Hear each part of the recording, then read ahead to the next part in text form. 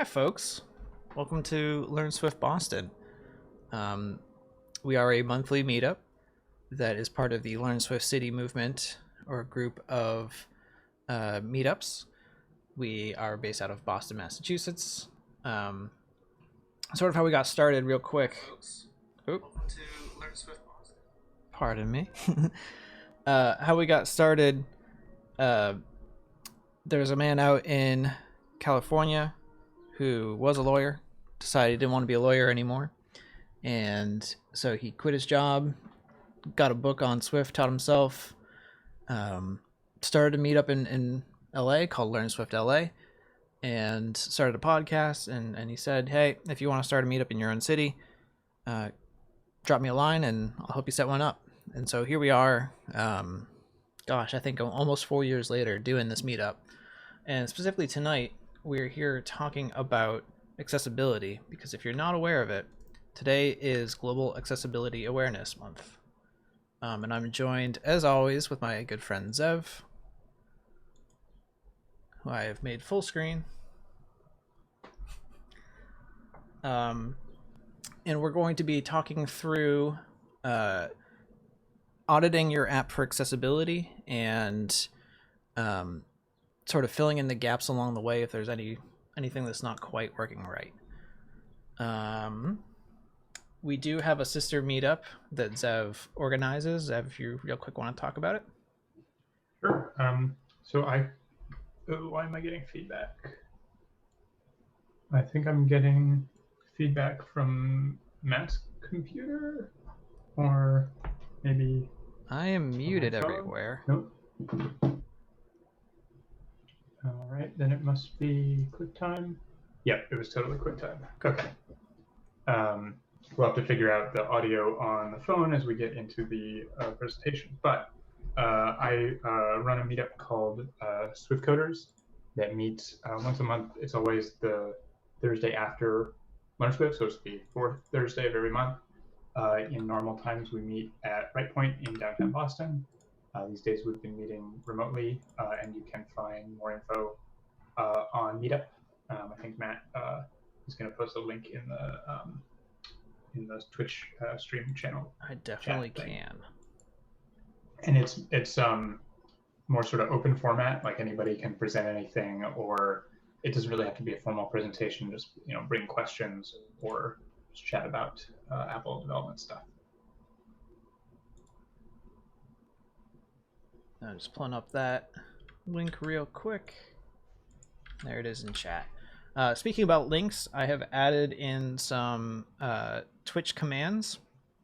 And so if you're interested in seeing our Ray Wenderlich affiliate link, which if you buy something from raywenderlich.com using that link, we get a small percentage to help fund things that are fun things that hopefully we can sort of bring to you all when we're back to meeting in person.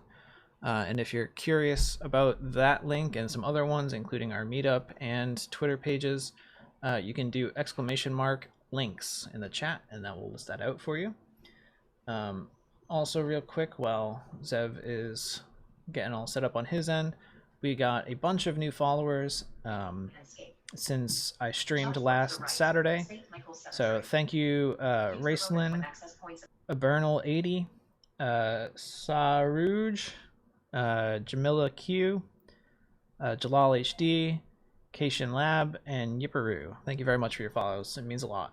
It really keeps me going doing these streams. Cool. So without further ado, Zev, you want to take it away? Sure. We'll share screen. Totally just found a security bug, which is that when you unlock your phone while it's plugged into QuickTime, they hide the the visual buttons, so you can't see what you're typing, but the accessibility buttons totally show up. So I will need to file a bug about that. Nice.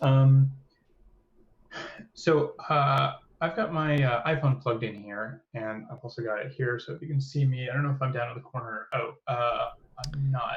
Is there any way that you can change the stream so I'm down in the corner? You should be. There you go. Okay. So I've got my phone here, and I asked about that because I'm going to be showing some stuff using VoiceOver, and you'll want to be able to see what I'm doing with the phone. But I'm getting ahead of myself. So we're talking about accessibility, and I think the sort of accessibility technology that gets a lot of the press for Apple stuff is VoiceOver, which is a full-featured screen reader. So you can use the phone if you're visually impaired, and it will redo what's on the screen, and you can interact with gestures and sort of interact with any app that way. But there's a whole bunch of accessibility features built in iOS, and Apple's been doing some really great stuff with accessibility since at least iOS 3. So it's a fairly mature system, and it's a really great set of features for making your app accessible in all kinds of ways. And as it is Global Accessibility Awareness Day, and I was thinking about accessibility awareness, I feel like I see a lot of people talk about like quote unquote normal users and then accessibility users as like two separate groups. And I think that's the wrong way to go about thinking about it. I think you should think more like everybody is probably going to need some accessibility feature or other at some point, and that if you treat accessibility not as something on the periphery, but something that's really core to your app, that you shouldn't build in accessibility as an afterthought. You should be building it right in as you go. That you're not only sorry, go ahead, finish your thought. You're not only gonna make the app better for people who need some of the more advanced accessibility features like VoiceOver, but you're probably going to make the app better for everybody. I was watching a video in prep for this session from Matt. I think their last name is Bischoff. Yeah, Matt Bischoff. Yeah. From Lickability. Yeah, from Lickability. They did a fantastic talk about accessibility, and they went into much more detail than I think we're going to have time to today. But if you do exclamation point A11Y in chat, you can see that link amongst other good accessibility resources. But they were in their talk. They started out saying 1 in 7 iPhone users has some sort of need for an accessibility feature. So like I was thinking about my own phone. I do swipe down for the reachability if I'm one-handing my phone and I can't reach the top row of icons. Yeah, totally.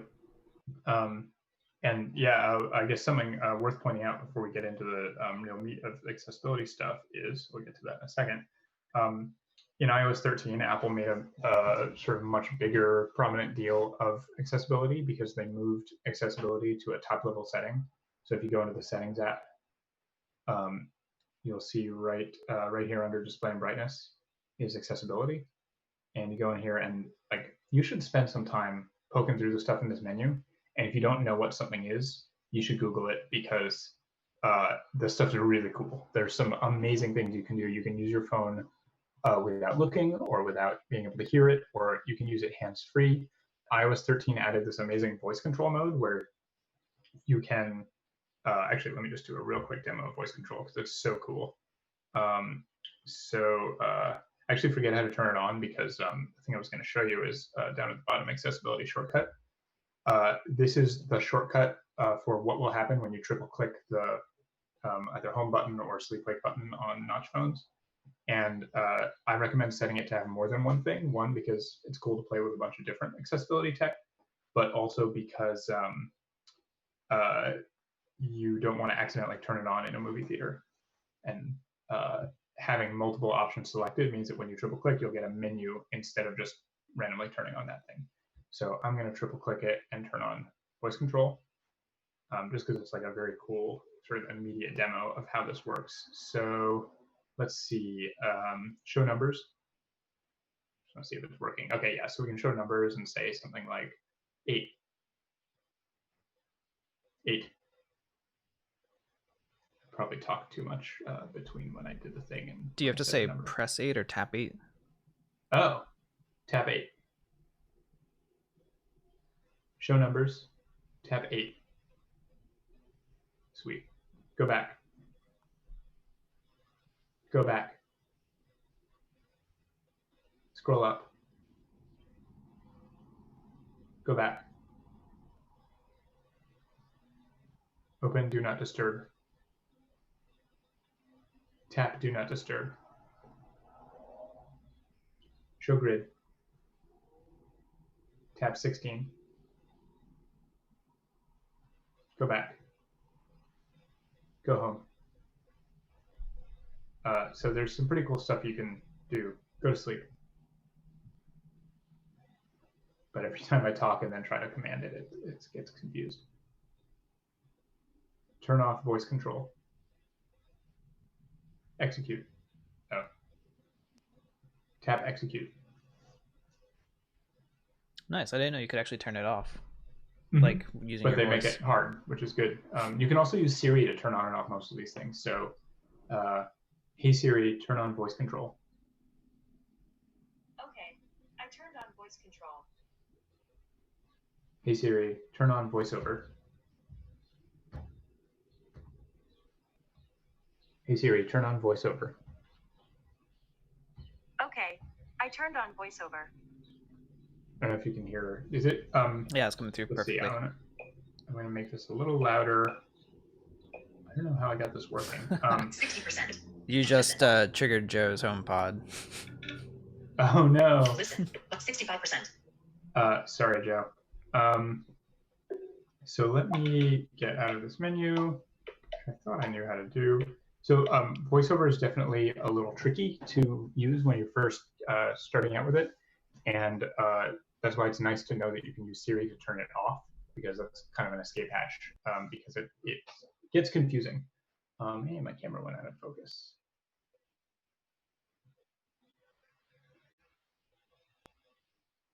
Well, I'll be blurry for the rest of the thing, but I'm going to hold my phone up, so we want it focusing close anyway. So the main deal with VoiceOver, and we'll get into adding support to an app in a minute, but I just want to kind of go over the basics if you haven't played with it, is you have this cursor. You see that black thing right now is around Fantastical. And instead of tapping on things on the screen, you move that cursor around, and the cursor reads you what's under it. And then when you get to the thing you want, you double tap anywhere on the screen, and that will sort of click on whatever the cursor is over. And I'm going to show you the first view with my finger like up in front of the camera so you can kind of correlate what's going on. So I'm going to go swipe. Oh, wait, I reset the position. So I'm going to swipe, and it's going to move that cursor. Is it reading it? Did it stop reading out loud?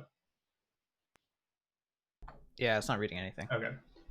So that's unfortunate, and I think it's we're kind of new to demoing this over screen share, and so some of this is going to be a little bit trial and error. But if we're not going to get audio from VoiceOver, I think it must have changed the audio route for VoiceOver.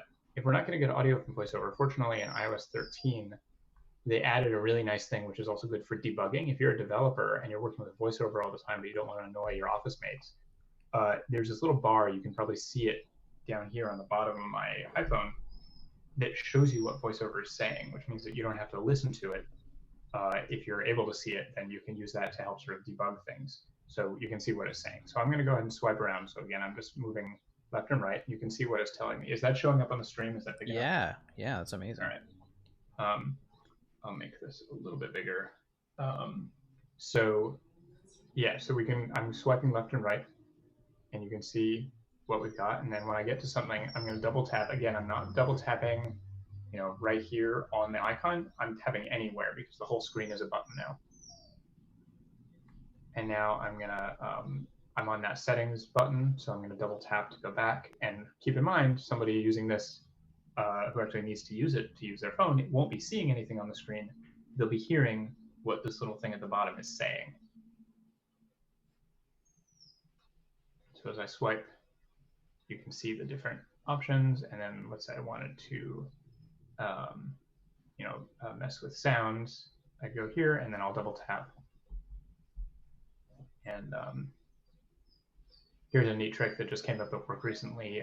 There's a couple of neat sort of magic gestures in VoiceOver, and one of them is called the escape gesture. And what you do is you take two fingers, and you draw a big Z on the screen, and it basically goes back from wherever you are. It's like the Android back button, sort of just global go back. So I'm going to draw a Z with two fingers, and it goes back to the root of settings.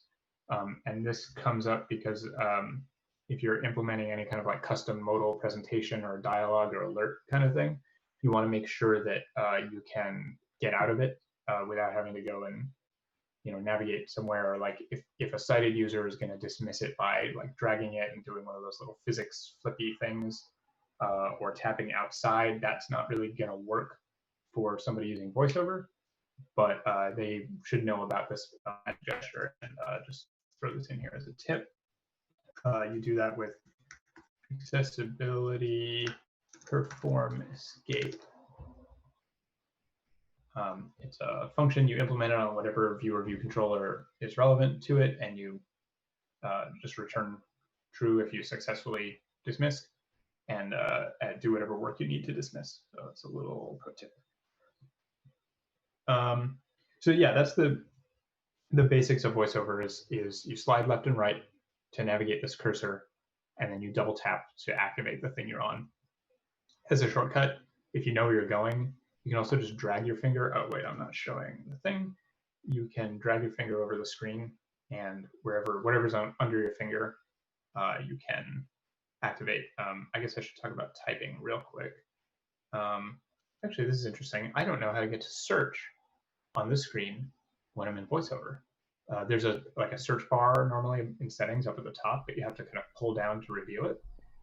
As I swipe left and right, I go from settings to there.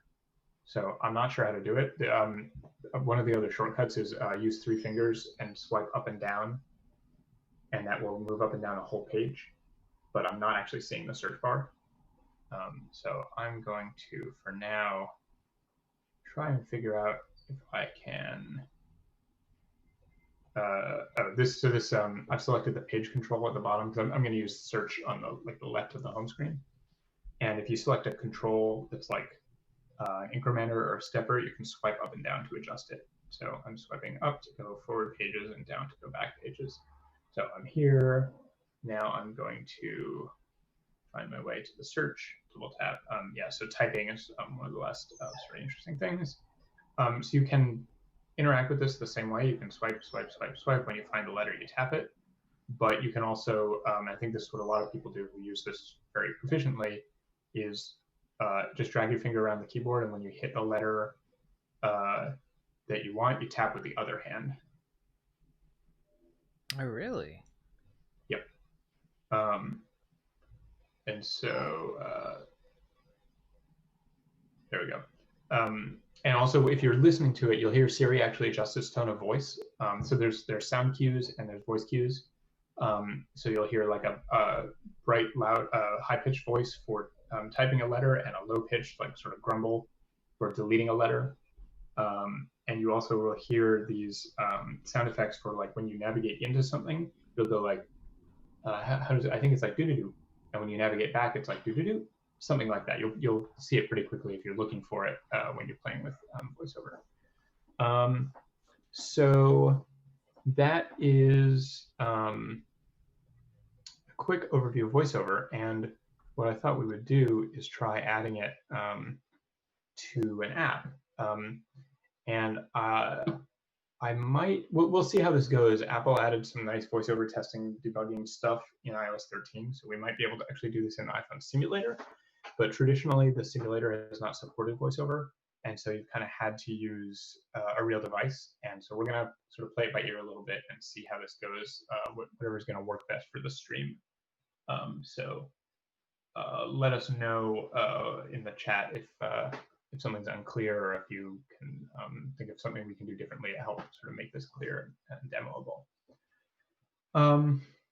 So I think we're ready to get into some of the coding stuff. A tip from chat real quick. 2-finger triple tap will show all accessible elements on screen. So that's one way you can access the search bar from the settings screen. Whoa. Let's try that out. So 2-finger triple tap. Holy moly, I have never seen this before. Oh, that's wild. So it must be the accessibility APIs let you like expose accessibility elements from any element on the screen, and it must just be reading through all those and putting them in this list. This is amazing. Now there's a search here, but I think this is searching. Well, let's see, search field. So if I type in like photos. Okay, so I think this is just searching what's on the screen right now. Yeah. So like it's a search bar for what's already on the screen. Does it show the actual like settings search bar? It's not looking like it, and it's actually not showing anything that's off the bottom of the screen, which makes sense if you think about how table view works. There are no elements on the screen below the bottom. So it's not showing, settings for photos or things like that. That's fascinating. So I'm going to 2-finger Z swipe to get out of this. Or actually, let's see, 2-finger. Yeah, that worked. And I'm betting also just 2-finger triple tapping again. No, it doesn't get you out. Cool. So you have to know the Z thing. That's fun. And I guess one more I should mention is there are some special gestures with 3 fingers. Let's see, I think is it 3-finger double tap turns speech on and off. And you can imagine if you get stuck with speech off, it can be hard to figure out what's going on. So that's a good one to know. That's 3-finger double tap. And 3-finger triple tap is even scarier because that turns on something called the screen curtain. And as you can see, my screen has gone dark, but if it were making sound, you would still be hearing sound. And if you are completely blind and have no reason to use a screen, great, turn the screen off, save some battery. So that's a really nice feature that they've added. But if you're used to using an iPhone sighted and you get stuck in this state, it can be really hard to figure out what's going on. So you can ask Siri to turn it off, or just remember 3-finger triple tap. We'll bring it back. Zev, real quick, got stuck in that. do you want could you mouse over the QuickTime window and where the record button is? See if you put it to your phone, if it will maybe pick up the phone sound again. Yeah, I think it's going to put it into my headphones, but it may not put it over the chat. But let's find out. So I think I have to turn this up, and then okay, Yeah, I can hear that. We're not Can you hearing hear it. that? No. Too bad. If I was trying to figure out how to get it to just stop trying to pull in audio, so the phone would just play audio to the world. I'm just wondering if I can go into sound settings and somehow like set the audio route. Just gonna spend 2 seconds on this and see if it is possible, or maybe sending to an imaginary invisible speaker, or I can send it to my AirPods. Oh, but that's gonna talk it back at you. From the call. No, you're still here. I know, but it's not in my headphones anymore. Actually, they're gonna work. Let's see if VoiceOver works now. Oh no, it'll be in my headphones. All right. If I can swing this without headphones at all, and that lets us hear it, then we'll go with that. I think then I'm gonna come through your speakers, right? You are, but hopefully noise canceling does an okay job. Let's see, system capture. Yeah, I'm not getting sound, and if I set QuickTime to just pick up from some other source, does that relinquish the phone? No, it does not. And if I try to play music,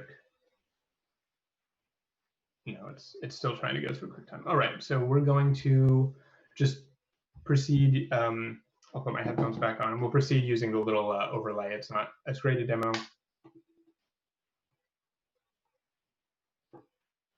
but it'll get the job done. Cool. Thanks for trying that. All right, can you say that again? My headphones are back. I said thanks for trying that. Yeah. Technology. So I'm going to run this app, and this is the app we used, I think it was last month, on the debugging workshop. So if you followed that one, you should be familiar with it. And I'm going to have to re-familiarize myself with it. But we should have a few good things we can look at as we go through here. So I'm going to turn on VoiceOver. And just as a quick reminder, it's a little weather app. And so we can see the weather where I currently am. And we can see the feels like and the wind speed. And we can see the 5-day forecast. And I can look up zip code like, what's the 90210? And then I get weather data for those specific locations. I forget what's up with that red circle. Do you remember? Is that supposed to be showing something? It is supposed to show an icon symbolizing the weather. So apparently, clear sky at sunset, I guess, is a red ball. It Oh, was okay, it was a great. cloud for your current conditions, which makes kind of sense. All right. So that's the. I don't think I can get rid of the search bar. That's okay. So that's the basic app. So now let's go through it again using VoiceOver and see if we can find some issues that that we might want to address. Oh yeah, I see the current conditions now. And so one of the nice things is that iOS gives you some good support for VoiceOver out of the box. If you use Apple's system controls, things like buttons, labels, sliders, pickers, maps even, these have all been sort of audited for and designed to support VoiceOver and all the accessibility things. I'm saying VoiceOver because it's sort of it's the one that gets the most attention, but there are things like there's Braille support. So instead of listening to us on the screen, you can get a hardware Braille sort of input-output device with little pins that go up and down, and it will display on the Braille readout exactly what VoiceOver is saying, more or less. So if you support one, there's a good chance your app will already support the other. So Apple's controls give you good support for this. SwiftUI also has really nice support for VoiceOver, even better in some cases. So there's some pretty cool stuff going on there. This demo will be focused on UIKit, but SwiftUI is a pretty good starting place for accessibility. So I'm just going to sort of start interacting with this app, and remember, keep in mind, put yourself in the position of somebody who can't see the screen. So we got to be thinking as we look at what VoiceOver is saying, is this going to make sense to someone who's encountering these things one at a time in order without being able to see the whole screen at once? So I'm going to turn on VoiceOver. Let's check it out. So it starts us out on Jamaica Plain, and we know that we opened this little weather app. That kind of makes sense, I guess. So that seems reasonable. Oh, actually, this is interesting. It says possible text down at the bottom. If anytime you see possible text, what's going on there is that iOS 13 actually added text recognition within images. I don't think that's an image. I think there's something else going on. But if you see that, it probably means there's an image and it has tried to read the text, which is pretty cool, but it also means we can probably do better. So I'm going to swipe left, and it looks like we're actually now inside the map. We got legal, my location, and then I've hit the end here. And if I swipe to the right, it looks like I'm kind of stuck. If you think about this app, it's not really made to be a Maps app. The map is really just sort of a nice adornment for users to see, sighted users. So I'm kind of thinking we can maybe make the map not be part of the VoiceOver experience. So we can talk about how to exclude elements from being accessibility enabled. So I'm going to go back to this label and swipe to the right to go down. And usually people are starting at the top and swiping right to go down. So you kind of want to organize your app in like a hierarchy from top down for VoiceOver. So I swiped right. It skipped over the image, which is actually good. Typically, an image like this, which is just sort of like a restatement of what's already in text, you can just skip it because it's not going to add anything to VoiceOver to have it read the same thing twice. If you don't set it up right, you'll get the image and VoiceOver will just say image. And that's not what you want. And so we can talk about how to get rid of that. The basics are you set is accessibility element to false on the element, and then it won't be. So now I'm going to swipe right, and here you'll see down here, this just says feels like, which makes sense because we have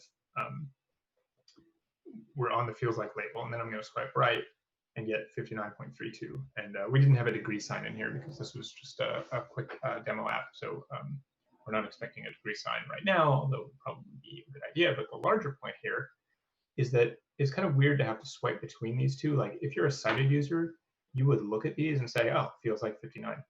But to hear those as two pieces of information separately, that doesn't seem right. So I think that's something we can improve.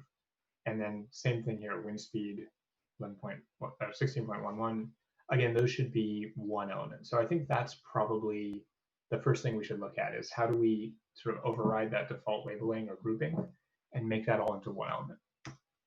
And I am a little rusty on exactly how to do this. So Matt or chat, pipe in if you notice me doing something wrong, but let's give this a try. So using our debugging skills from last week, I want to figure out what screen that was. So I'm going to pop into the view debugger, which was this button here, and just figure out what am I looking at here. Okay, this is a current view controller, like current weather. Now I know what to look for. So I'll go into my storyboard. Maybe we can, I forget how much accessibility stuff is exposed in storyboards because I don't use storyboards that much. But let's give it a look and see if we can turn off accessibility for the map in storyboards. Might be under here. I thought they put a bunch of accessibility stuff under. There's one view that you can give it the accessibility label and identifier, but I don't know whether or not you can say if it's an accessibility element. It looks like it might not be there for. Maybe I'm thinking of localization. What about one of these? Yeah. Okay. So if I select a label, I get a whole bunch of accessibility stuff. But apparently they don't support that in Interface Builder / storyboards for map views, so we'll do it in code.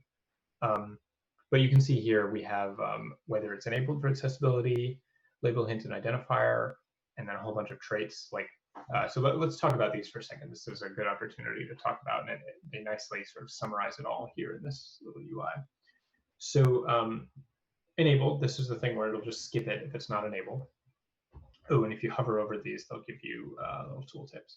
So label, hint, and identifier are kind of the big three. So we should talk about those real quick. So label is the name that's read out by voice over. So the label for like city would be, well, if it had a city in there, it would just be like the contents. Label is basically the contents. And you use label for something like if you have a button that's an image, you would use label to say, okay, yeah, but what's it actually called for VoiceOver? So it knows the name. And then there's hint, which is like extra info that's read out later. And you'll see a hint on things like, let's see if I can make this happen. So I'm going to go home, and I'm going to, okay, so you see down here, I'm on Authy, and it says Authy, double tap to open. I believe the double tap to open part is the hint. And so you'll see, for example, on a stepper or a slider, it'll say, oh, actually, we can see this down here. Page 2 of 5, adjustable, swipe up or down with one finger to adjust the value. So for the button, the double tap is the hint, but that's the hint. That's the default hint. So if you put yours in there, it overrides it. So you do want to be careful when you're trying to decide whether or not to put a hint on something, because users will expect certain things there for native controls, like a UI button, or in this case, an app icon to say double tap to do this or that.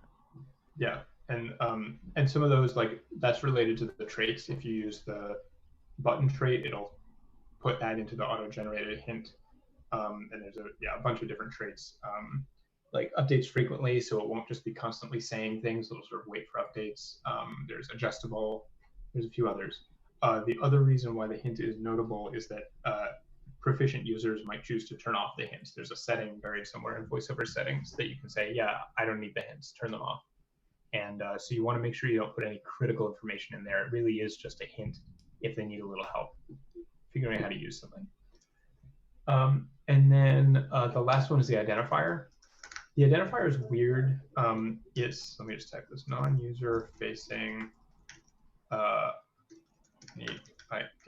I'm not sure exactly how unique it has to be, but this is part of the accessibility system, but it's really mostly used for things like UI testing. It's a way to uniquely identify an element. So why do you need this? Well, if you're writing a UI test and you might say, get me the cloudy label, and then you run the app in Spanish, it's not going to say cloudy, right? It's going to say nubla something. I don't know Spanish, sorry. But you want a way to say, yeah, still get me the weather condition label. So you can give it an accessibility identifier, and that's a way to uniquely identify that. It's not user-facing. The user never sees it, but it also doesn't get localized, so you can use that. Is really not part of accessibility. It's just kind of lumped in with those other two. Yeah, and then there's all those traits. We talked about those a little bit.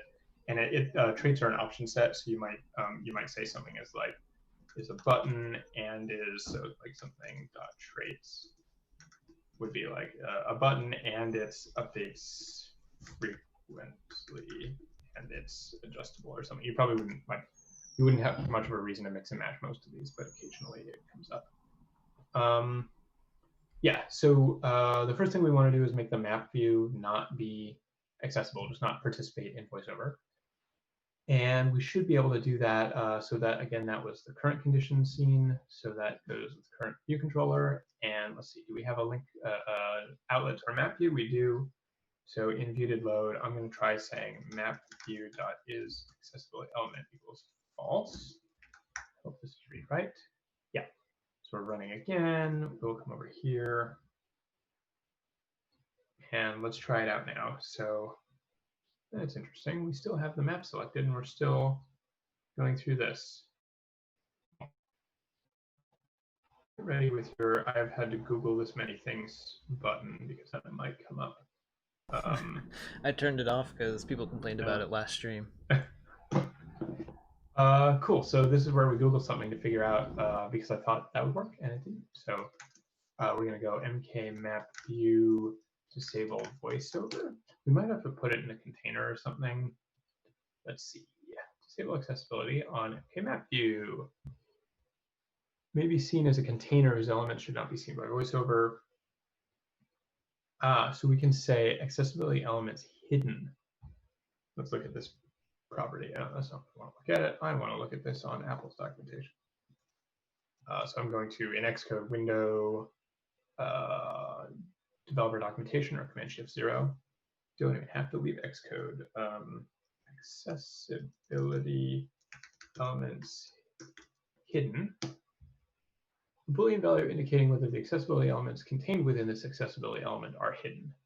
Default is false. You might use this property to hide views that are covered by the arrival of a new view. Yeah, so you want to avoid where like visually you've covered up a view, but structurally all those views, all its children are still there, and you want to hide them from VoiceOver because to a sighted user they would say, well, those aren't there anymore. You want to give the equivalent experience to a VoiceOver user. So let's try that. And I think that's because a map view isn't just like one view, it's like got all these accessibility children. So accessibility, I already forgot what it was. Elements hidden. Oops, we want to set that to true.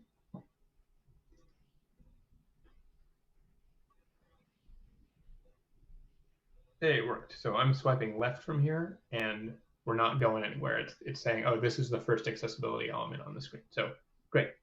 That is what we wanted. Cool.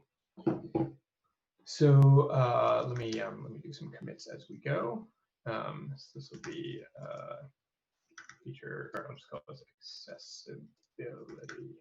And we're gonna do git commit. Sorry, I need to not stage the dev team stuff or whatever that is. Oh. There. So disable accessibility for map view. And we're only doing this because the map view is kind of like a decoration.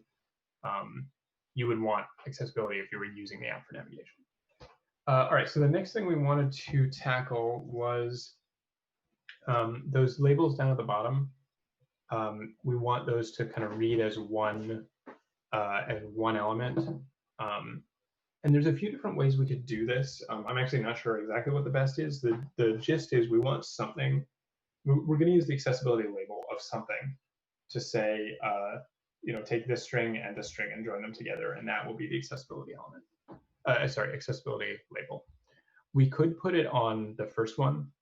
So like it says feels like, but the accessibility label will say feels like 56.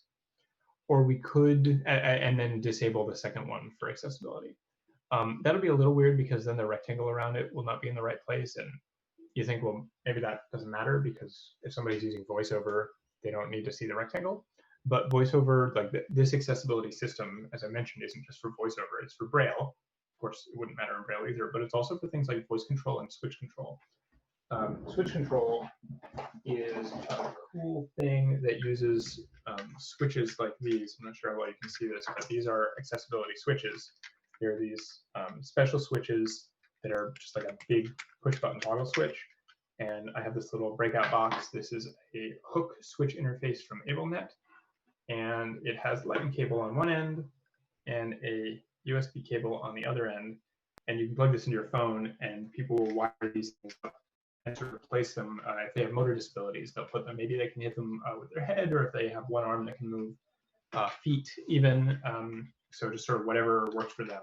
And that's something you see about accessibility tech, is that it's not just like everybody gets the same thing. It's like pretty much everybody's system is really customized to their specific abilities and needs, which is an interesting problem. It's harder to get some of those economies of scale that you typically get in computer stuff. And it's amazing. Anyway, it's amazing what you're capable of doing with just a couple of switches. I think it was WWDC 2 years ago. They had a really inspiring video of someone that edited the entire video that they were showing just using those switches. Yeah, it's pretty cool. Maybe you can find that and throw it in the chat. Yeah, see if I can dig it up. So the reason I bring this up is that the switch control interface actually uses the same little cursor as VoiceOver, and you are most likely going to be seeing it as a user, because unless you have a motor disability and a vision disability, you're looking at the screen and then controlling this cursor to move it around. So it does pay to make the cursor actually make sense where it's lined up. And there are also APIs in the accessibility thing where you can customize this rectangle if you want to do that. I think that's overkill in this case. I'm thinking probably it makes the most sense to just join these into one label. I'm guessing, Matt, when you built this app, you set them up as two separate labels, so you could have the words right aligned and the numbers left aligned. Yeah, it was more about the asynchronicity of it, but yeah. Sure. Also the alignment. And if you're building a real app and you can spend some time on this, what you probably would want to do if you want that alignment is, you could potentially play with tab stops in attributed strings, or what you might do is build a control that's like a label, but it exposes an alignment guide, and then you could align those two things together. And there's some cool ways to do that in SwiftUI. What I'm going to do, because we're kind of going quick and dirty here, is I'm going to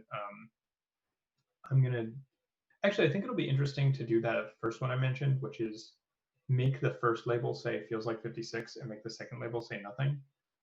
Just because that's an interesting use of the toolkit here. I'm saying this is probably not the way to really build this, but it's a good exercise. So I'm going to go find, all right, here. So this is the current weather, and we then update the labels text.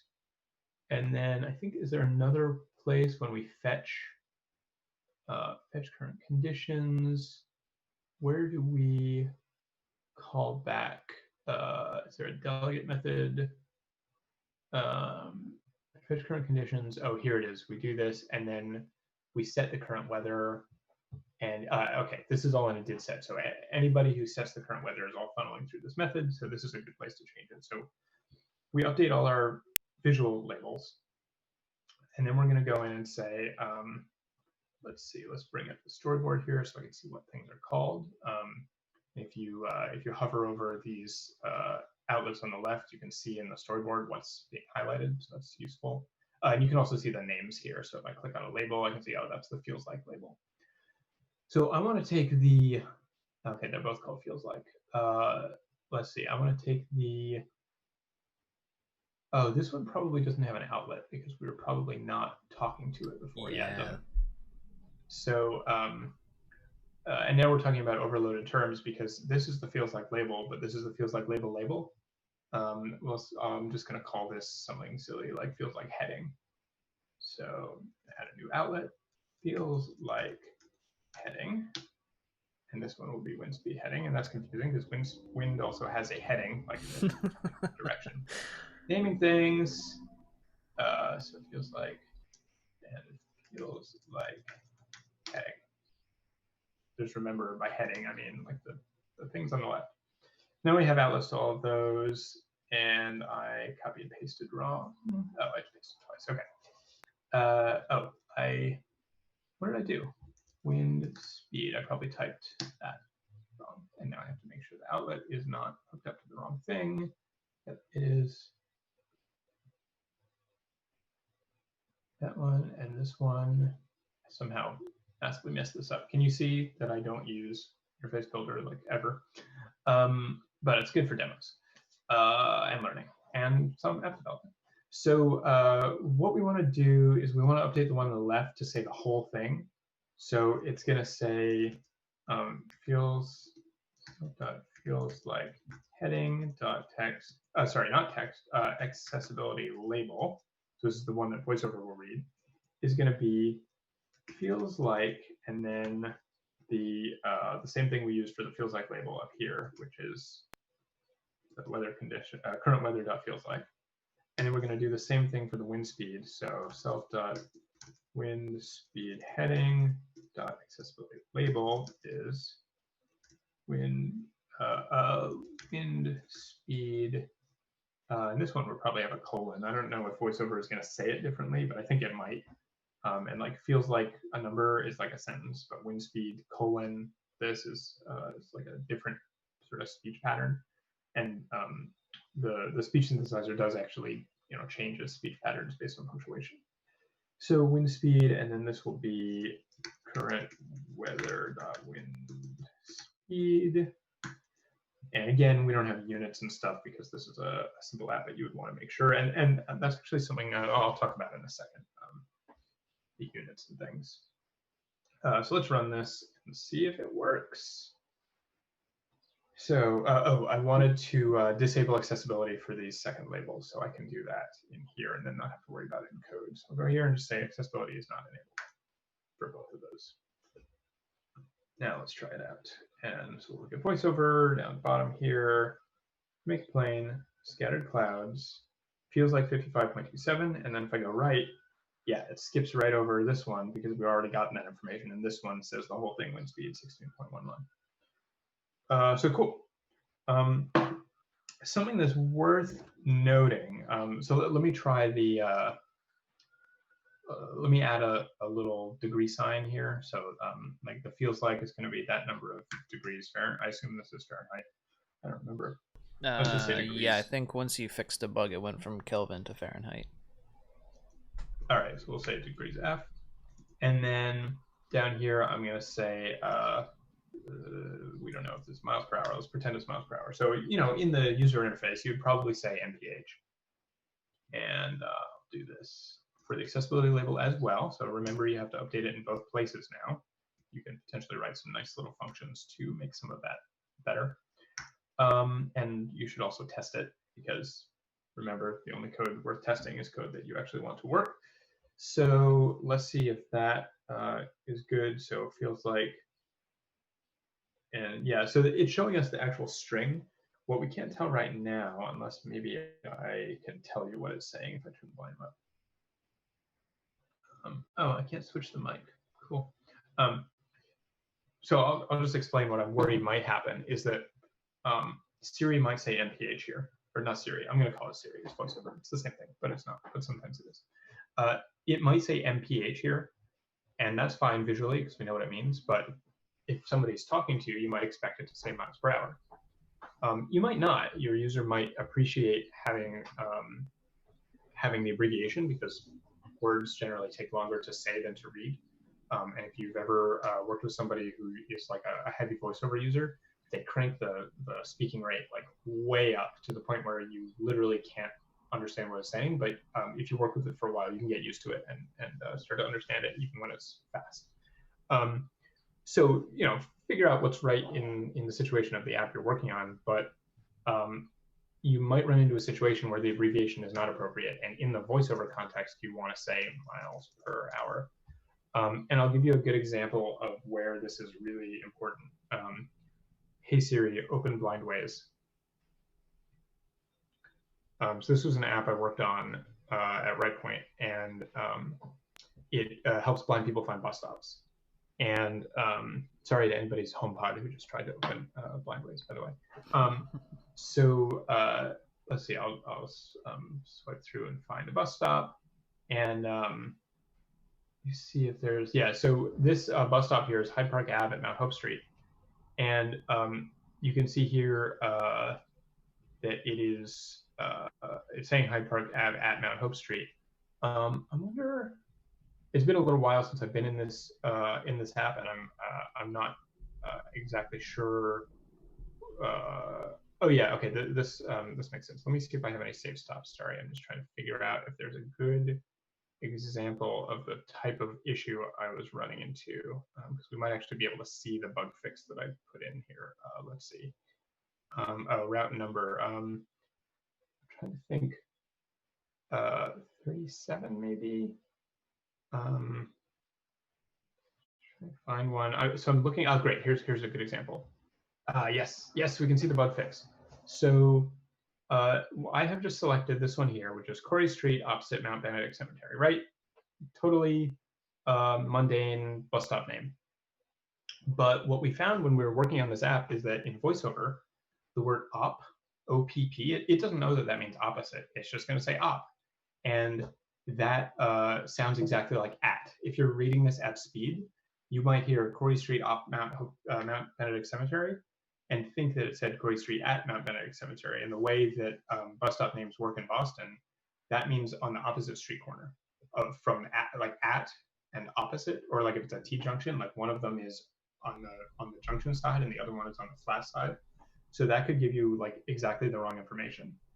And we realized this was going to be a problem. And so what we did is we wrote a big regex. This code is actually open source on the Perkins Vision GitHub. I'll throw that in the chat. github.com/Perkins Vision and Blindways iOS. So you can poke around the code. It was cool to work on an open source project. And if you look in there, I'm not signed into Twitch. Can somebody please post that? Yeah, I got you. If you look in there, you will find a giant ugly regex. What we did is we dumped out all the data from the like Google transit data database and found all the words that are used as abbreviations. So you got your mount and you got your street and op, obviously, like place and circle, any of those. And we just did a big find and replace with a regex. So if you look down at the little VoiceOver thing, you'll see I'm getting Corey Street opposite Mount Benedict Cemetery. And then I'm not sure what all these semicolons and things are. I don't know if that's a bug or if VoiceOver is using those as like pauses or something. I don't remember, because I've never seen this written. When I was working on this app, the little debug bar didn't exist. But that made all the difference between a usable app and a not so usable app. And like sometimes I think we left street as ST because I think Siri always reads that correctly. But yeah, we did the op and a few others. I'm wondering if there's any like Mount Center Street opposite Mount Vernon Street. See, so we left ST for street. We had opposite and we expanded MT from Mount Vernon to Mount Vernon because it really made the difference between like usable and not usable. You see this bug also in like Apple Maps if you're doing directions. That's another great example where somebody driving, you don't typically think of it as like an accessibility use case, but somebody who's driving has a temporary disability. They can't look at the phone. So as far as the phone people are concerned, they're blind, right? They can't see what's on the screen, or they shouldn't see what's on the screen. So they have to use voice. So it's kind of like VoiceOver, right? When you're doing driving directions, and you'll sometimes hear, take exit whatever for MA Route 1, and you're like, wait, MA? You know what that means. Maybe you should, add an exception there to make it speak that.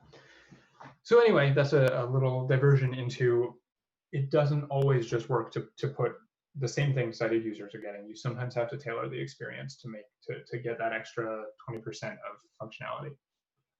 But I'm pretty happy with this this change here. So we added the labels, and we changed the accessibility label of the first one and then got rid of it on the second one. So let's commit that, and then we'll see if we can find other stuff to talk So we like that change, and we like those changes, and we like not those changes. This is going to be join labels accessibility, something like that. I don't know. It's a bad commit message. I think the more sort of proper way to do that is there's like an accessibility container. So you would group those in a view, and you can look at some of the accessibility things. So is accessibility container? Maybe no. Accessibility container, yeah. So a view can provide up a container of accessibility elements, and then it'll have like accessibility children. Yeah, accessibility children. Something can say what its accessibility children are. So the default version of this will do something like look through all your subviews and return the ones whose is accessibility element is set to true, and then you can fiddle with these and sort of the more out there custom controls you're making, the more you're going to have to go and fiddle with these values. And you can find these all under UIKit, under accessibility, UI accessibility element. There's this protocol, oh no, it's class, sorry, that a whole bunch of things conform to. So there's the accessibility element stuff, the traits, and there's that frame I was talking about. So I think that's used for the like drawing the cursor. And then there's also, I think there's like NS accessibility. That's the AppKit one, but I thought there was something like that, like I guess accessibility label. Oh, this is the one I was thinking of. Okay, so under UIKit accessibility, there's a whole bunch of properties, and not all of them are part of that other accessibility thing we were looking at. Yeah, so there's a few different places there. Some of this is sort of old school Objective-C, like sort of global protocols that just apply to everything. Like there's no reason that an NS object should be accessible, but that's where the protocol lives because the protocol designs were a little more loosey-goosey back then. So some of this is just a little bit strange, but yeah, UI accessibility element is a good place to look. Oh, UI accessibility action is actually another good one that we should probably talk about in terms of making the experience a little bit better. So let me see if I can show this again in the Blindways app. So if we swipe down, so the way this app works is people out in the world gather clues. They like submit while they're waiting for the bus. They will use this app. It has a little form that helps them describe the bus stop in a way that it can then read to users. And then it will read it. So you'll see here, if I swipe down to here, approaching the stop with the street on your left, and you can double tap to swap direction. Then before the stop, low rail. Closer to the stop, there is a bench 5+ feet away from the curb. The bus stop sign is on a metal pole along the curb. So we're describing it in ways that will help somebody who's visually impaired.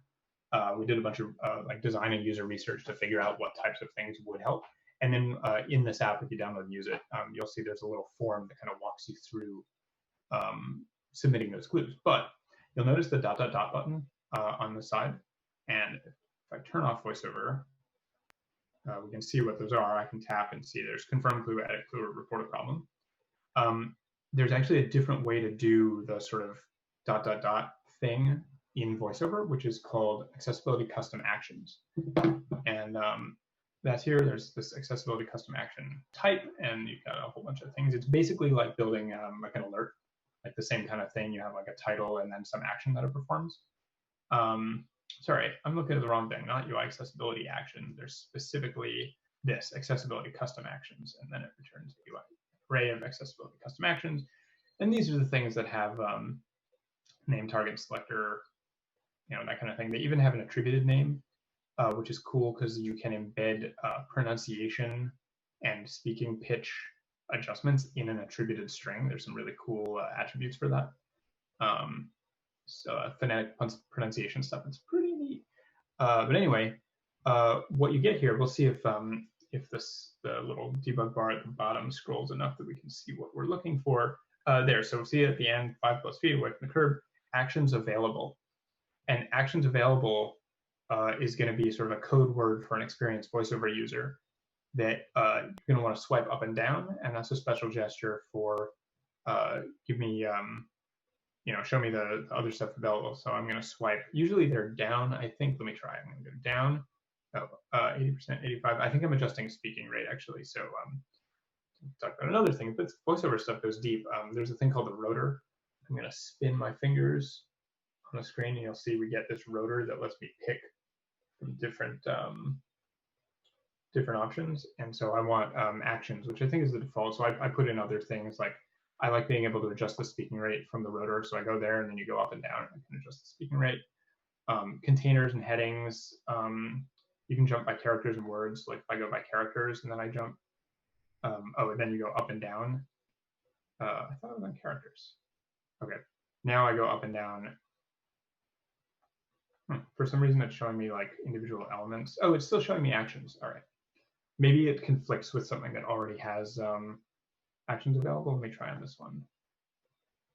Oh yeah, here we go. So now I'm on characters on this element, approaching the stop with straight or left, and as I go down, you'll see it's saying the letters and then doing like the phonetic alphabet thing. So A, alpha, P, papa, and then it's R-O-A-C-H-I. So somebody who's using this could very quickly use the rotor to switch between different modes to be like, hey, what was that word? Switch to characters, step through it. Okay, now I got it. Move on to the next thing. And also the right word. But we were talking about, where'd they go? Oh, there's no actions on this thing. Okay, so yeah, the contents of the rotor change depending on what element you're on. And there's a whole bunch of extra rotor stuff you can add in settings. So we wanted, whoops. Speaking rate, audio ducking. Am I just missing it? I think there's a bug going actions. on. There it is. I got it. So now I can swipe up and down. You can see activate, and then it says default. That's because that's the default button. You know, like the big why activate? I'm actually not sure what activate is doing. But as I go up and down, confirm clue, activate, report a problem, edit clue, confirm clue. So I'm cycling through these actions, and I can double tap, and it will be the same as if I brought up that little menu. So that's something to think about. And I saw this recently. I was looking at a like a comments browsy panel thing, and it was shaped like let me see. Let's do a real quick sketch so you can see what I'm talking about. Because I think this is a really good example of an easy win for accessibility. Where actions are really the appropriate thing. So what it was there was like okay. So there was like a comment feed, like on a website, and so there were a couple comments like this, and each comment had like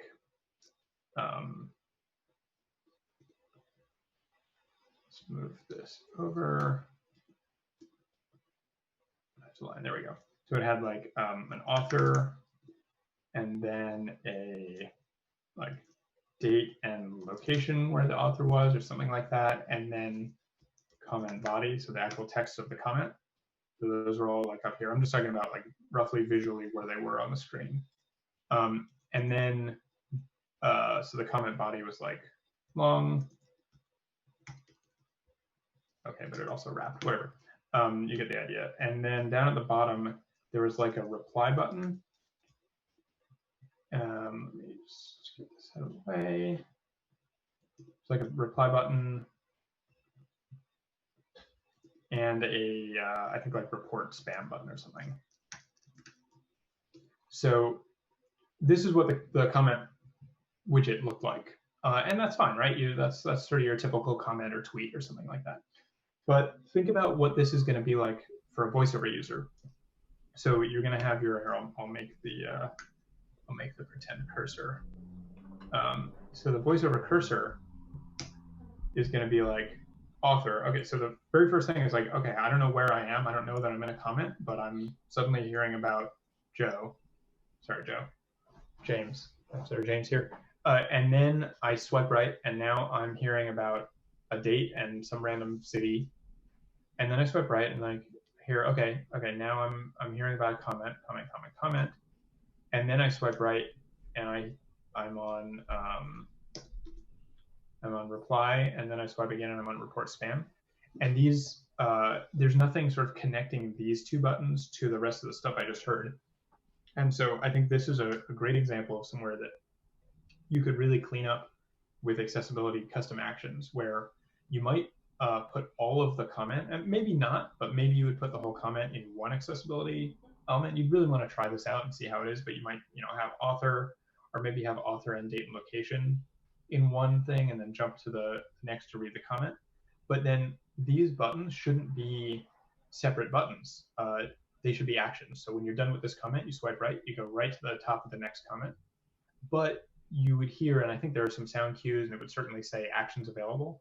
When you're on the whole comment itself, you'd swipe up or down, and that's when you would get this reply and report spam. So I think that's one of the biggest differences between sort of the naive implementation of like, I'm just going to put the things on the screen and let VoiceOver read through them one by one, versus like, let's make some small changes to really make this a nicer experience for VoiceOver users. So you would say reply and report spam are not accessibility elements, and then you would add them as custom accessibility actions to this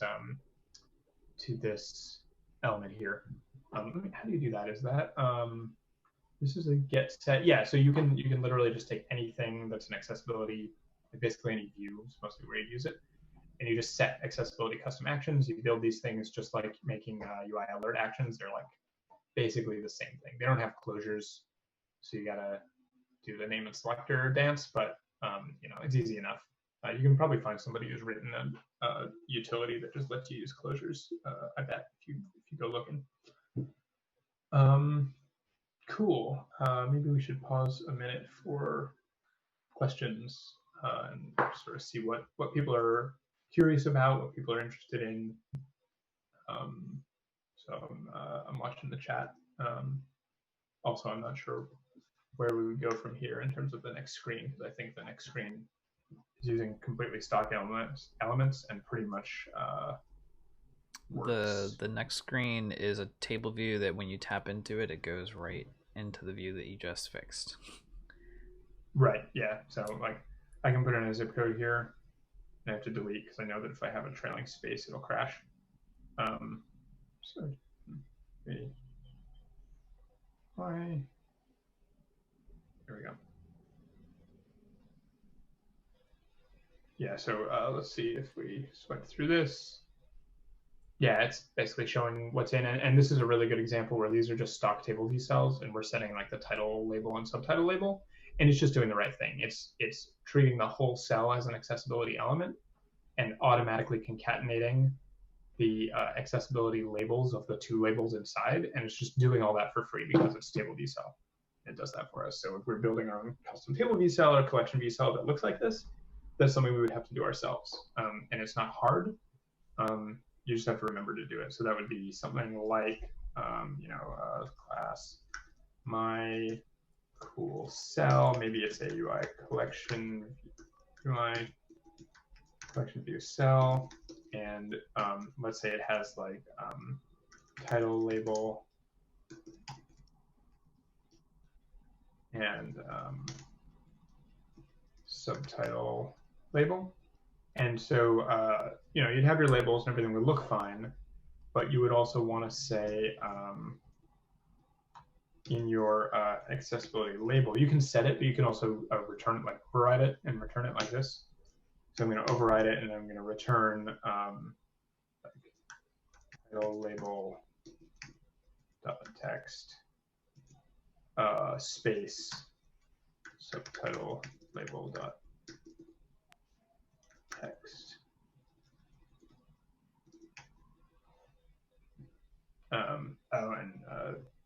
Objective-C, this is Objective-C class, so it's going to be annoying about the override. So I would either have to like make this the get and make the set do nothing, or instead of doing all this, just somewhere in init or something, just set it. Or like maybe when you update the labels of these, update your accessibility label. One way or the other, this is the important part. You want your accessibility label to be the sort of sum total of its children. for an accessibility like container. I think actually if you answer yes for is accessibility element on the cell, then it'll automatically not look for children, and then you just are responsible for populating that label. I could be wrong, but I think I'm remembering that.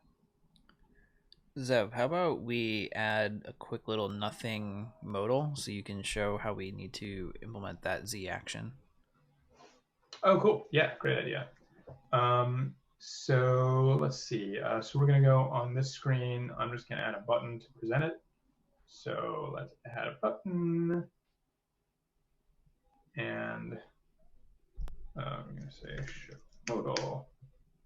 And I'm just going to center this on screen and do like a top spacing to this thing. Oh, that's not what I meant to do. I meant bottom.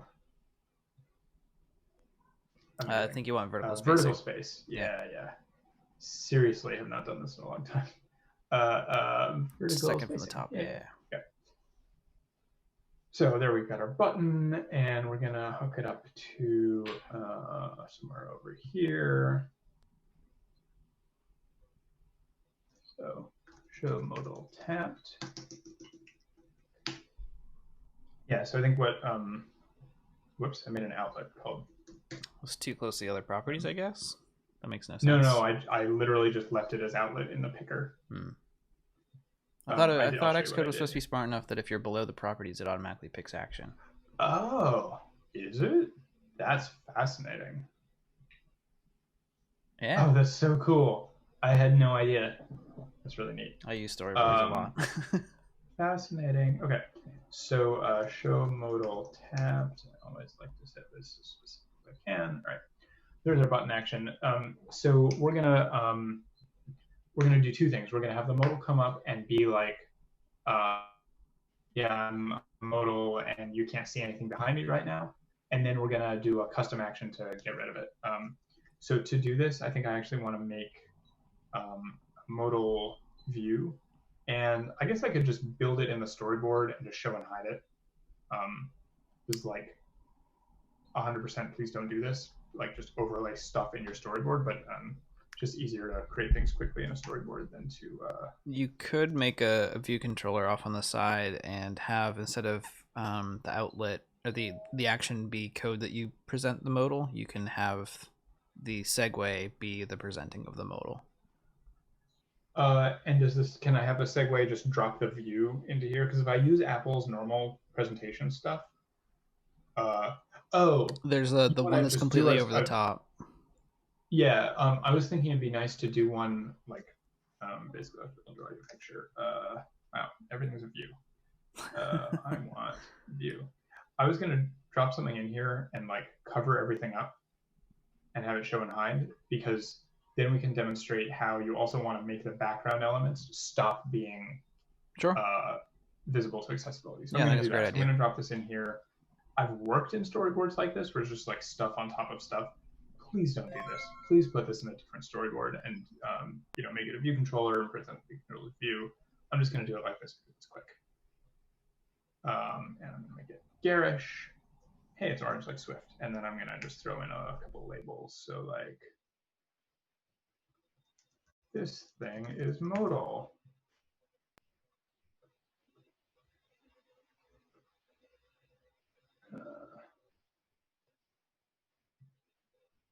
That's headline. I really want title 1. There we go. This thing is modal, and that's going to be light text color. That's too light. Sure, that's totally the wrong semantic color. This is just going to be garbage. It's fine. This thing is modal. Nothing else should be accessible. And just make that. Oops, wrong keyboard shortcut. Yeah, let's just pin this to the top, vertical, because I actually do want this to work for non-voiceover as well, so we can kind of compare the experience. Fading, trailing, and let it.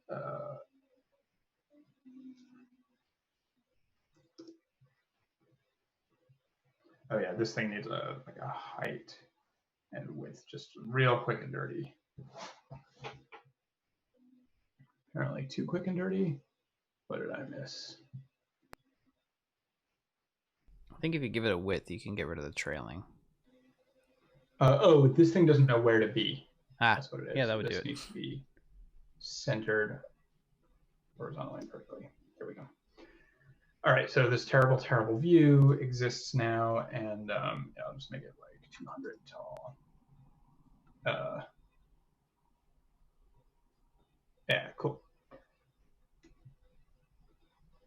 So obviously, when this comes up, we don't want to be able to tap anything in the background or to interact with it in VoiceOver, and so we're going to do that. And we're also going to add a dismiss button, something like 300. So you can see what it would be like both for sighted users and VoiceOver users to dismiss it. So I'm going to add a button. This is like dismiss modal, and I need constraints for that one. And so show modal tap and dismiss modal tapped. Okay, quick little modal, quick and dirty. And then we're just going to get an outlet to this thing. So modal view. And so in show tapped, I'm just going to like animate 0.3 seconds. Self.modal view dot alpha equals 1, and in here alpha equals 0. Okay, so we should be able to use this. Yeah, let's just run it and see if it. Okay, I want to start it at an alpha of 0 so we can actually see things.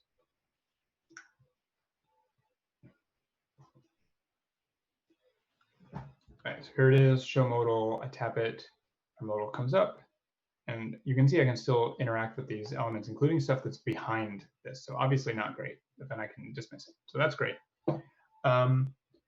And then let's see. Okay, so we want to make it modal, like semantically voiceover-y modal. I think we can go modal view is modal, accessibility view is modal. So I believe we can say that that's true here and then false here. Let's see if that works. I'm going to show it. And now as I swipe around, okay, it's taking me to the tab. So it's sort of modal within its context. And there's probably ways to break out of that context. But for now, this is good enough. This is what we want. I can't get to these elements even if I drag my finger over them. So we've made a modal. So like if you're not using sort of standard view controller presentation stuff, which does this for you, you have to make sure to do it yourself. It's not good enough for it to look like a modal. You have to tell the system that this is modal, and you can't get out of it unless you are in here. And then the other thing we wanted was the swipe back, or the two-finger draw a Z. And like, I have this dismiss modal button, and maybe that's good enough.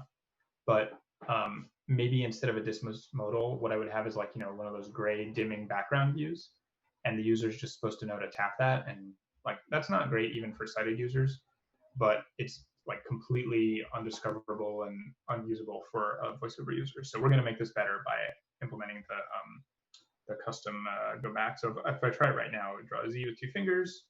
Yeah, nothing happens. So I think we can just go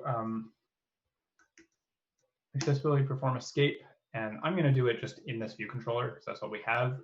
If you were building this modal out as a separate class, you probably want to do it inside there.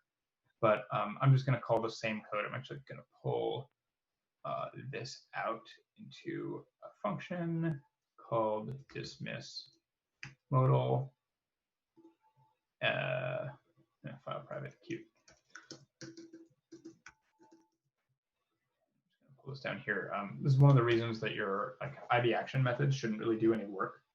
They should just call another function, because if your action method does work and then you want something else to do that same work, you either have the awkward dance of calling the action and passing a weird sender, or like having to factor it out. So it's a good idea to just have a function that does a thing and then the action calls the function.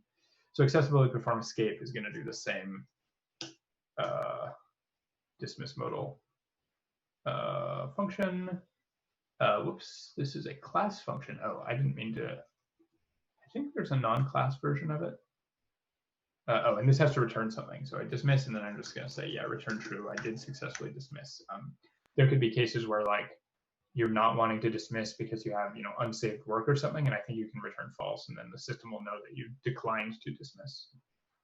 So let's go show modal, and now we're stuck in the modal, and I'm going to use 2 fingers, draw a Z, and it goes away. It didn't. That's interesting. So I'm actually now navigating the invisible title and subtitle. You can see here that nothing else should be accessible. This thing is modal. So there's another bug, which is that my modal is alpha 0, but it's still actually being, interacted with by VoiceOver. So we should probably go the extra mile and actually set it to hidden, which it will still participate in layout. It will not participate in in accessibility. So here we're going to have to say when show is tapped. I should also do shift modal.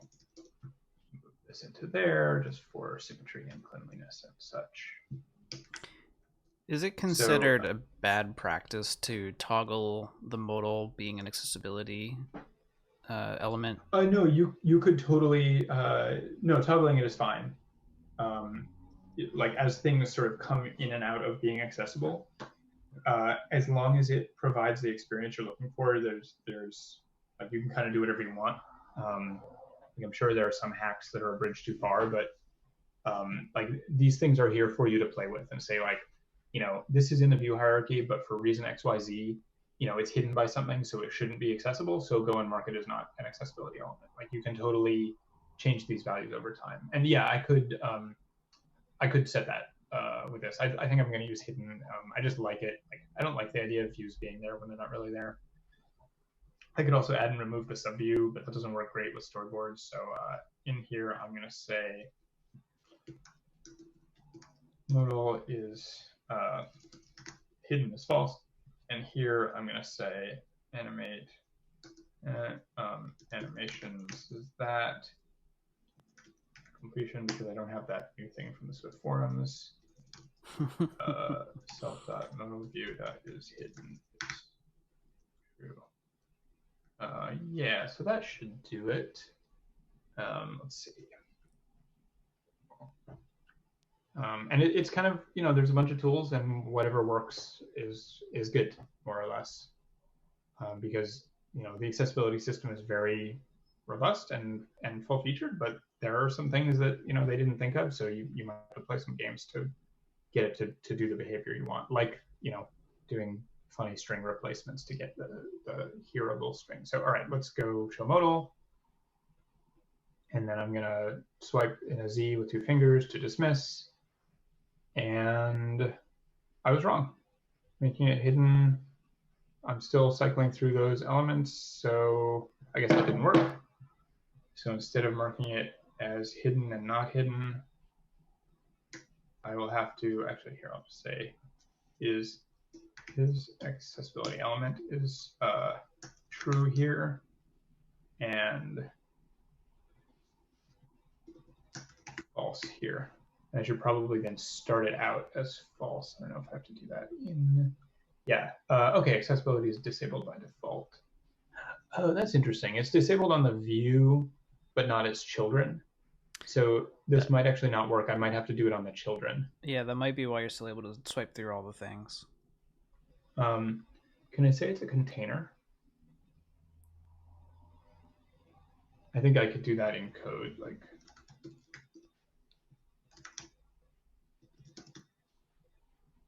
Oh. That's not what I thought it was. It's cool though. There's some cool options there. Yeah, so I think the answer would probably be do it to the children. Really, you should just be removing this view from your view hierarchy. I think that's probably the way to go. I'm not going to do that right now because it'll tear down the constraints, and you got, when you're dealing with dynamic views coming and going, storyboards are not really your friend unless you're using view controller or embedded presentation. So it's more than we need to get into right now. This is sort of just a quick sketch of what this kind of thing might look like. So I think Yeah. we're getting towards the end of what we have planned for the topic. Do you, real quick before we wrap up the stream, want to show off the accessibility inspector to sort of show Yes. our viewers how they can audit their apps? Yeah, great idea. So I'm going to switch over to the simulator. I believe this actually does work for device, but it's a bit easier to show in the simulator. So we'll go and run this.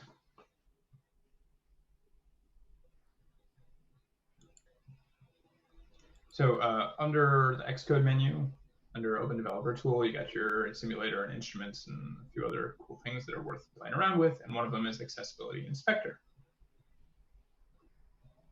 And I'm going to wait for the app to launch here. And I think for San Francisco, which is fine by me. So I'm going to go and choose my simulator here in the Accessibility Inspector. And what this will let me do is it's kind of like Web Inspector, if you're familiar with that. Oh, I should run this on a bigger, well, we'll get there. It's kind of like the Web Inspector in like Safari or Chrome. You can click on this follow thing, little crosshairs, and then just go click on stuff, and it will tell you things about it, which is pretty nifty. So it looks like it's actually respecting my, like, yeah, this isn't accessible, so I can't click on it, which makes sense. And if I click on this feels like, we go over here, we see, okay, feels like 59.38, cool. So it's like, it's picked up the label. And actually we can see here, the label is that. It does not have a value, which is a separate thing. Value is for like a slider or stepper, where, you know, it has a value like the number. Its trait, it is a static text, as compared to, like, if I go to this one, which is kind of off the screen, but you can see its traits, it's a button. Yeah, so it had, there's this activate, which I think will work even if I go to the button. I can click perform. Oh, I don't really know how perform works. I feel like it just always does nothing, so I'm sure I'm missing something there. But yeah, you can see a whole bunch of attributes. You can actually see the whole hierarchy. So the window, it's got all the transition views and everything, and then the view, and then the accessibility elements on the screen. And if I press that button, oh, did I break it? Yeah, I think I broke it on the last, whatever change I made. But you can also use these arrows to do what VoiceOver would do, and you probably won't be able to hear this. You can't hear that, right? Nope. Okay. Well, it's speaking in the Mac annoying Alex voice, but it basically, it's not exactly VoiceOver, but it's kind of sort of basically VoiceOver.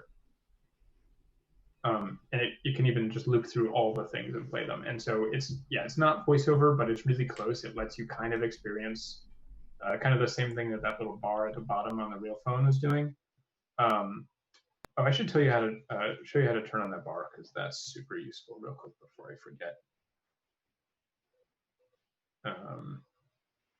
Just go into accessibility under VoiceOver, and then caption panel. That's this thing down at the bottom. Is where that comes from. There's a bunch of amazing options in here. You can turn on all these things with the rotor. Yeah, it's good stuff. Anyway, sorry, back to Accessibility Inspector. So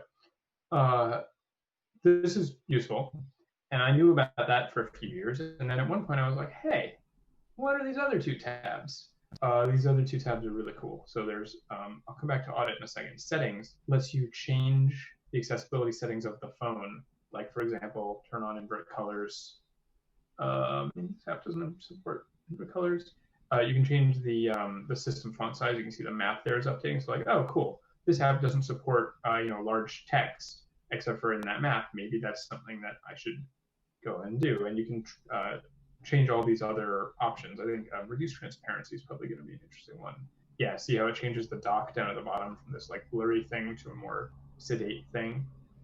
Reduce motion will change when you open apps. It just does a crossfade instead of the normal. Oops, it didn't turn off. The normal like zoom animation, because that can give some people sort of like motion sickness. Increase contrast. It doesn't do too much on the home screen, but I think in settings, It's pretty subtle on here, but I think when there's buttons on screen, maybe it does more. It's coming through on my end. You can see the settings gets a darker blue, and the background becomes a Yeah. different shade of gray. It is Yeah. pretty subtle, but it is coming through. And these are all like if I look for reduce transparency in Xcode under accessibility, there's a whole bunch of things. So like this is the master list of all the things: assistive touch, voiceover, switch control, shake to undo. Some people can disable it. Closed captioning, bold text, darker system colors. That's like a contrast kind of thing. Grayscale, so you don't have color. Assistive touch and guided access. Sorry, those are two different things. Invert colors, mono audio, reduced motion, transparency, speak screen, speak selection, and on-off switch labels. You can query any one of those from the system at any time, and I think it's like accessibility dot that or something like that. There's a way to query them, and then change your app if you need to. Like, oh, the user has grayscale on, so I won't be able to differentiate between my game pieces in color, so I'll have to turn on shapes instead, for example. So it's really a nice way to test that. And actually in Xcode 11, they added some other options when you're running your app. There's this little switchy thing down here. And this is for like varying environment stuff. Oops, okay, this thing is annoying because it always floats on top. So you can vary this right in Xcode. So some of the common ones like dark mode, I don't know why it's not. I think it only does it in your app. And I don't, oh yeah, there we go. So cool. Dark mode, yay, it works. Font size. Yeah, so you can do it right inside Xcode as well, but Accessibility Inspector gives you some more of those like interactive things. Although here I'm seeing like on-off labels and a few more things that are not available in Accessibility Inspector. So here's what grayscale would look like. Or not. It's not a very accessible app. Yeah, I don't know. That's interesting. I'm not sure if that's because we haven't supported it or if something's broken. But anyway, there's two places. You can get them in this little switches button in Xcode, and you can also get them in the Accessibility Inspector. So let's look at that last tab, the middle one, the audit. So I can click Run Audit, and it will tell me a whole bunch of stuff that's wrong with my app. Look at that. So like, all right, the hit area of this button is too small. Not because it's off the screen, actually. They're just saying it's 84 by 30, and a button should be 44 pixels on its shortest side minimum. Here's some text that, yep, they've noticed that I have text on the screen, but it's not accessible. So like, okay, yes, I admit I didn't do it the best, like correct way. So it's noticing that. And then it's also noticing labels that do not support dynamic text. And you can just like open this up and run this on your app and find out if there's accessibility issues. So I'm not gonna put anything I do professionally under the gun here, but let me just open up the app and run it, because I've never done this because this app, like not drinking my own medicine here, I've not done a great job of doing accessibility support in this app, mostly because it's an app for jugglers, and so the needs seemed less for sort of sober kind of stuff, but I probably should still go and do it. Well, you get the idea. Well, I'll run it when it opens up, but yeah, you can just today, open this up, run it on your app, see what you find. There's probably going to be some good stuff. You can even run it on Apple's apps. This is actually pretty fun. So like I can open up settings is probably pretty accessible, but let's find out.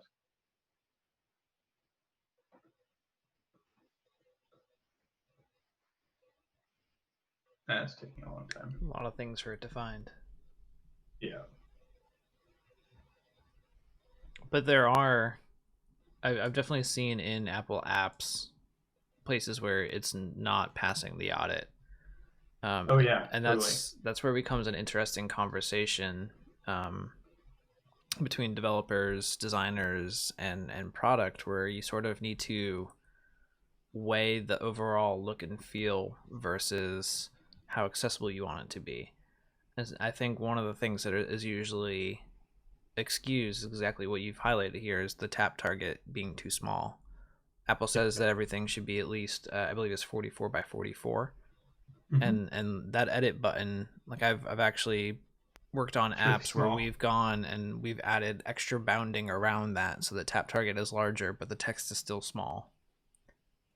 Yeah, and that's what matters. I mean, that's not like a voiceover thing. That's like I in the App Store when you go to update apps and there's that more button to see more about the release notes. Those things nobody reads anymore. It's super small and really hard to hit, and it's really annoying. And especially if you have mobility issues, you know, like I'm thinking someone with perhaps Parkinson's where you're shaking a lot, tapping something small can be difficult for sure. Yeah. Oh, cool. I found a bug. This little expandy thing, if you use the arrow keys to expand it, it doesn't put the triangle. Neat. So here's a great example where in this app, I have not put custom labels for the slower and faster buttons that I have in this app. So that it's just a turtle and a hare. So if I look under the audit or under the, whatever this thing is called, what is this called? This is the inspection view. And I go to that button, you'll see the label is tortoise. And like, you could probably figure out what that means, but tortoise is like a visual symbol that we use as a shorthand. People who are visually impaired may have different shorthand or different conventions. There's going to be sort of visual cues that aren't necessarily going to work for them. And I was lucky that I named this icon image like tortoise.png. Sometimes you'll see like ICN_1_red_final, really unhelpful stuff. And it's so easy to fix that. So like this app, which I haven't touched in a while, but if I search for tortoise, and there's my view controller, I can just say, hey, look, this button accessibility label equals slower. That's all you have to do. There. For Global Accessibility Awareness Day, I made my app a little more accessible. There's probably one for settings as well. Yeah, settings button. Looks like you've also got a main thread issue, not to put you on blast. No. There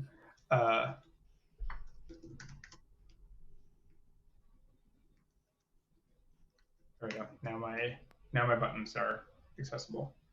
Do I have a main thread issue? In the No. running there, you got the purple. It's GPU frame frame capture stuff. I don't know. I'm actually surprised it's showing up as purple though, but yeah, it's because I use Metal. Or I use GameKit. SceneKit, which uses Metal. Anyway, yeah. So like the button ones is probably the very easiest. Like just go set labels on your buttons. The audit will help you find the ones that are messed up, and just set labels, and your app is instantly more accessible. Especially if they just say like button, button, button as you voice over them. So yeah, some especially easy wins there. Cool, yeah.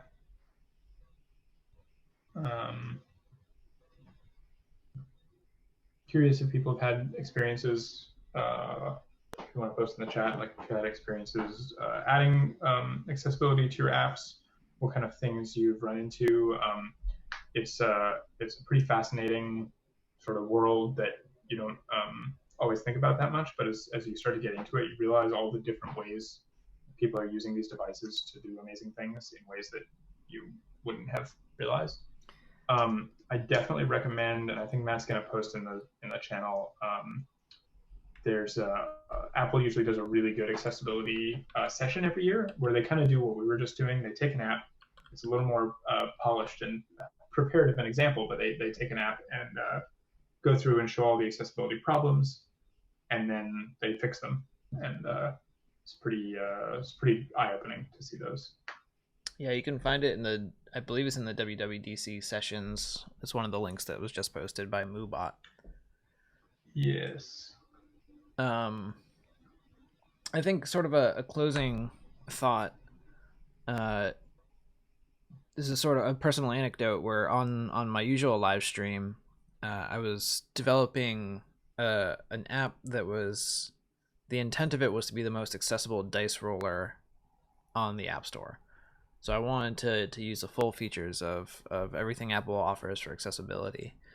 But I kept struggling with wanting to make a pretty UI for my sighted users and still having easy navigation and voiceover that makes sense. And so I spun my wheels for a while, and I ultimately put down the project because I was just so frustrated because I couldn't find a good balance of visually interesting but also accessible. And I think, I still was building a pretty simple app, but a lot of people go for that surprise and delight, and so they build a lot of custom things into their apps, and that makes accessibility a lot harder. The reason that little weather app was so easy to add accessibility to was for time. I built that in 2 hours, and so I was using pretty much nothing but native elements. And all of that stuff gets accessibility for the most part for free from Apple. And so, it again becomes one of those balancing acts of, do you use native things that can sometimes look a little bit boring, or do you use custom things to sort of have that surprise and delight aspect at the cost of maybe spending more time doing custom accessibility work, or maybe even, unfortunately, ignoring people that need those sorts of features. So on Global Accessibility Day, I hope you all sort of think about your UIs and maybe turn on VoiceOver and listen to what probably a large swath of your users go through when using the app. That's also one of the exciting things about Swift UI is that you do a little more work up front to describe your UI to the system, like semantically. Like, in UIKit, it's like, well, I ran a line of code that had something to do with animation, and I don't know what happened with it or where it went or what it did. But in Swift UI, things are a little more structured. And so the system has more of a leg up in understanding what your UI is doing. So things like modals and animations and transitions. I haven't played with it much in Swift UI currently, but there's at least potential there for you to get a lot more for free. So that's pretty nifty as well. Cool. So, we're actually over time. So real quick, I want to thank Zev for walking us through accessibility. He did this last year as well, and he did just as amazing of a walkthrough. And to do that remotely during these times is awesome to see. And I want to thank you all for watching. We are doing this meetup remotely until we feel it is safe to meet physically again. So probably for the rest of the year, we'll be doing this digitally. So we hope to see you the third Thursday of next month as well. And yeah, thanks for watching. We'll catch you in the next one.